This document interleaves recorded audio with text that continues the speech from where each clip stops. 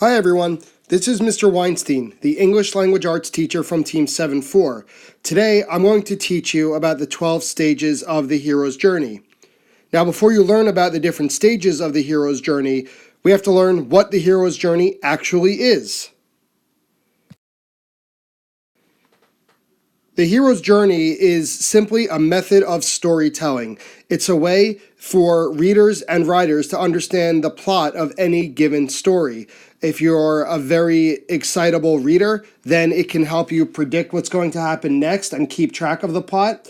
If you're a good creative writer, it can help you think of what comes next in your story.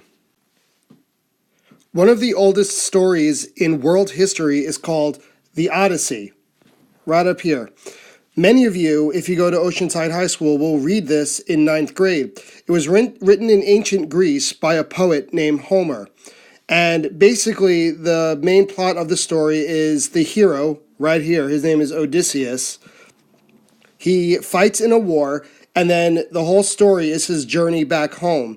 Over the course of his journey, he gets sidetracked several times and goes on several adventures and faces many challenges. Although the type of story was not called the hero's journey at the time, the Odyssey is widely seen as the first example of a type of story that could fit into the concept of the hero's journey. Here are the 12 steps so that we understand what the hero's journey is made up of.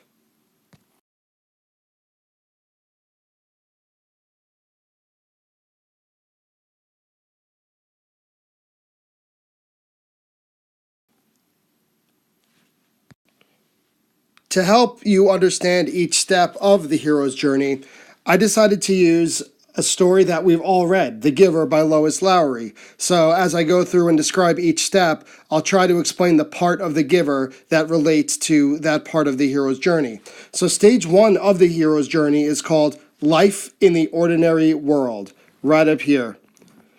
So in the beginning of the hero's journey, or of any story really, we as the reader, we get to understand the world in which the story takes place. We usually meet our main character, our protagonist, also known as our hero, and we get to know what life is like for that person.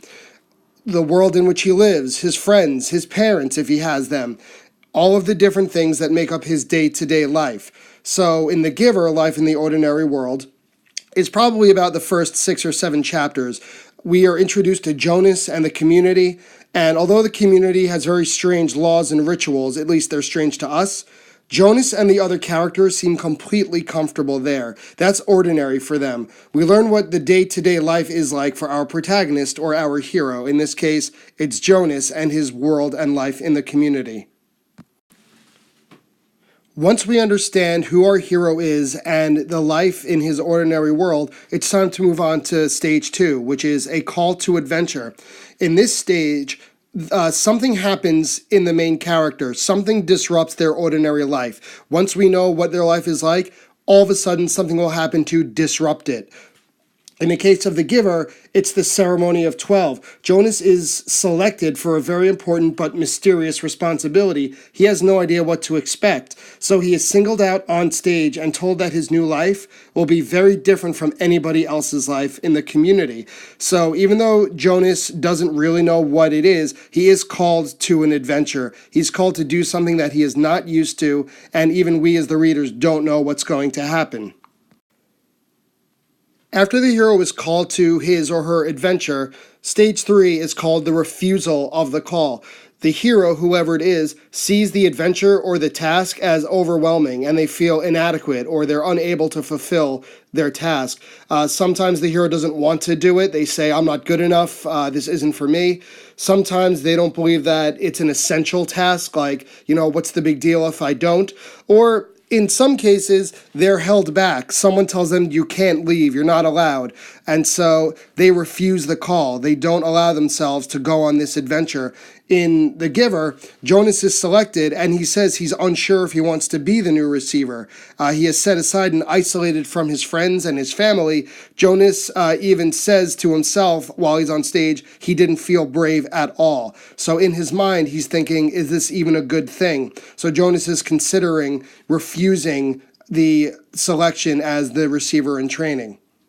This is part of the hero's journey because the hero, even though they might be the right person for the job, the hero shows self-doubt. They don't want to actually go on this quest or this task. Soon after the hero refuses the call to adventure, the next stage, stage 4, is when he or she discovers a mentor. Now, a mentor means a guide, someone who is more familiar with the world or the quest than the hero.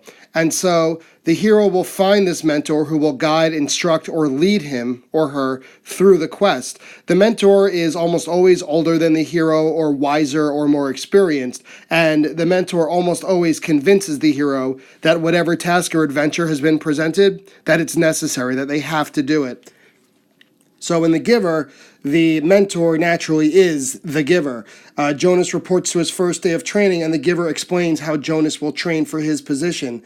Over the course of the next 2 or 3 chapters, the giver also explains why they need to hold on to the memories and why it's so important to have this job. Even though Jonas doesn't understand right away, he discovers the mentor who helps lead him through this journey and this task of holding on to the memories of the past. Once Jonas meets the giver and the giver explains what the point of holding on to the memories are, they reach the next stage, which is called passing the threshold. Now, the key word in this stage is right here, threshold. A threshold means a borderline or any sort of border that you have to pass through. This is where the hero leaves his world, his home behind, and begins the journey. They leave what's familiar and comfortable. The ordinary world from step 1 is now behind them. They have to make a leap into the unknown and something strange. This is usually the beginning of the quest where the rising action starts. So in The Giver, Jonas places his trust in the giver and begins to receive memories from the past. He leaves his comfortable, everyday, ordinary world behind, and he enters the unknown world of the past. He's ready to leave what he knows and experience something brand new. Once the hero begins on his journey, the next stage, stage 6, is when they find allies and they encounter enemies. This is usually the most fun part of any story. It's when the hero, along the way, he'll discover a band of allies or friends who will help him along with his quest. Usually there's a very funny group of people, or some serious, some funny, but they're people who are going to help him accomplish his goal. So there's also enemies. The hero learns who his enemies are. Sometimes it's obvious. Sometimes there are friends pretending to be enemies or enemies pretending to be friends. So this is when the hero begins to sort out who's there to help and who is there to hurt him. In The Giver, Jonas does not literally meet allies or enemies. He really doesn't encounter anybody new, but he begins to determine how sameness is helpful and harmful to the community. He begins to be able to tell the difference, what's good about the world he lives in and what's bad. In addition, he also experiences pleasant and painful memories. He learns about the positive and negative sides of the past. So he begins to distinguish what's good and what's bad about the world in which he lives and also the world of the past. So he doesn't discover literal allies and enemies, but he does kind of figure out what's good and what's bad. Once our hero has found out who's on his side and who's not on his side, it's time to move on and get going with this journey. So we're up to stage 7 right now, about halfway through the story. This is when the hero faced tests and challenges. So this is where the hero undergoes many different tests and challenges. Each challenge will bring him closer to his goal. Each challenge makes him stronger, bolder, wiser, and other positive attributes. This is usually the part of the story where the hero begins to accomplish things in little bits or maybe get some setbacks. If you're reading a story that kind of is like a video game, it's like beating the bosses of each level, where you kind of learn a little bit about how to do better next time. So in The Giver, Jonas's journey continues. He experienced more and more intense memories, both positive and negative, where he'll be in the memory of war, death, hunger, but also love, Christmas, and rainbows. So he's beginning to get tested a little bit. Can he handle the intensity of some of these memories? The challenge is Jonas must endure these memories, and there are times when he no longer wants to be the receiver. So he's being tested by the giver, but he's also being challenged by the memories themselves. After the hero has gone through lots of tests and challenges and kind of figures out how to proceed on the journey, it's up to stage 8, which is the most challenging part. It's called Approaching the Innermost Cave. Now, this is where the hero must enter a place of darkness. It could be literal darkness, like an actual cave, or all the way underground somewhere, or it could be figurative. The hero can be very emotional, or depressed, or sad, in that they've given up. They don't think they're good enough. They never think they'll be able to accomplish this task. But the most important thing is, at some point during this stage of the innermost cave, the hero learns something very important. They realize a certain skill they had, or they connect some memory with something important now. They realize something that will help them finish off this task. It's called a cave because they're in a place of darkness, whether it's literal or figurative. In The Giver, Jonas was always aware of the term release, but he didn't really know what it meant. So his darkness is facing down what release actually is. He watches the video of the twin being released, and he becomes angry and inconsolable. He becomes almost depressed. He rejects the entire community and everyone in it, including his own father, who he previously loved. So his innermost cave is he faced something terrible, shocking, and that really shook his faith in his community. So he says immediately after, I can't do this, nothing can be changed, they can't be changed. So this is the hero's lowest point, and in The Giver, it's after Jonas views the release. However, the hero won't be that depressed forever, or else it would be a very sad ending to every story. So we move on to stage 9, which is called Seizing the Sword. Now, the hero doesn't always literally grab a sword, but what this means is the hero somehow finds the courage and the nerve that he needs to face his enemy head on. The hero decides it's all or nothing. They decide it's time to act. So in The Giver, Jonas decides that he and The Giver have to change the community and bring back the memories of the past.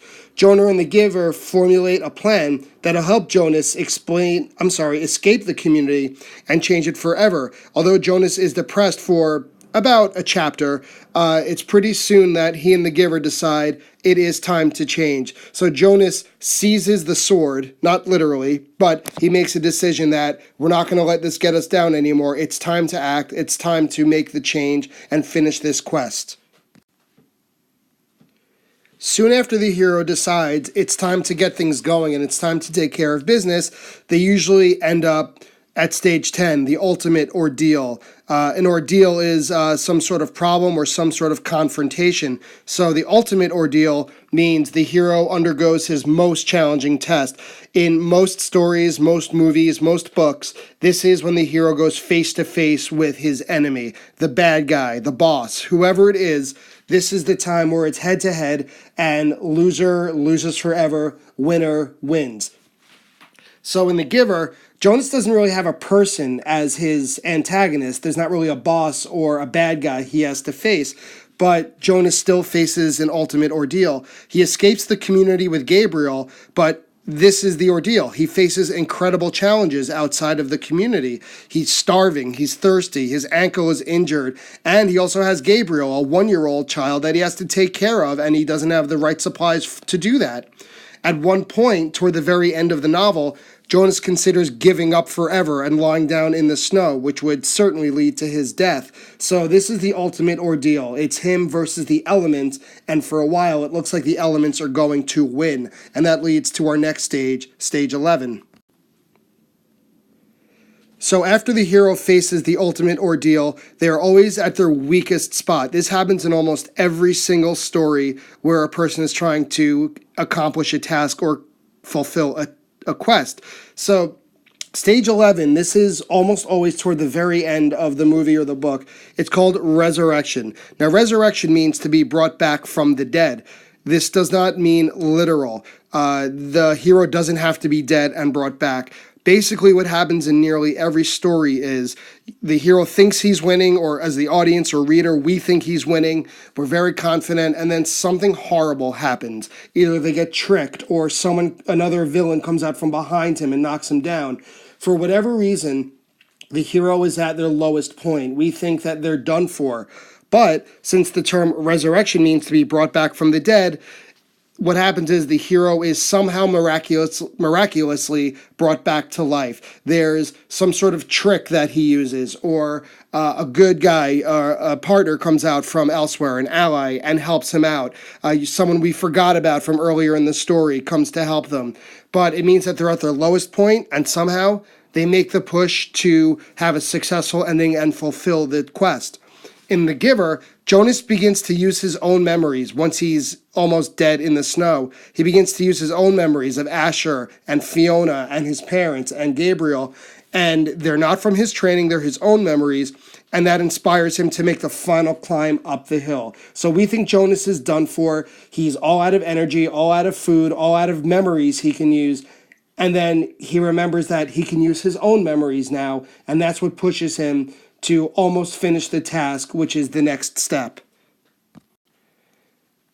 Finally, at stage 12, it's called Returning with the Elixir. Now, the word elixir usually means a potion or some sort of drink or a liquid that restores one to full health or brings someone back to life. This doesn't literally have to be an elixir. It's really anything that solves the problem and completes the quest. So the hero usually brings back an elixir that restores the ordinary world from all the way back in step 1.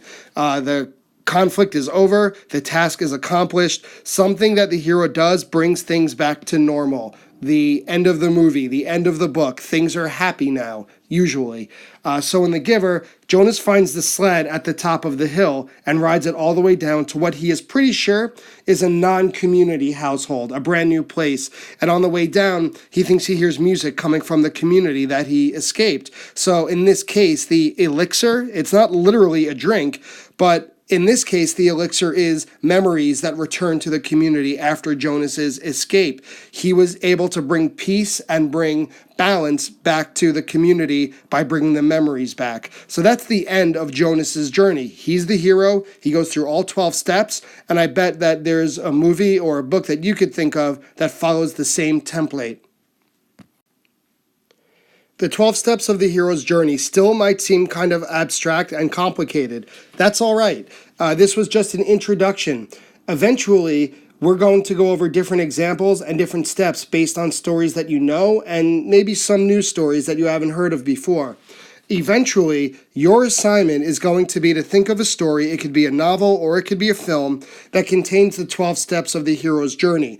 Now again, not every single story uses the hero's journey as a template for its story. So specifically, you want to think of a story where the protagonist or the hero is presented with a challenge and must go on a journey. It could be an actual physical journey or figurative, meaning they have to figure something out about themselves. But the hero goes on a journey to accomplish his or her task. Try to think of at least 3 different stories that can fit in that category. Now, eventually, you're going to create your own summary of that story in 12 different slides, just like I did for The Giver.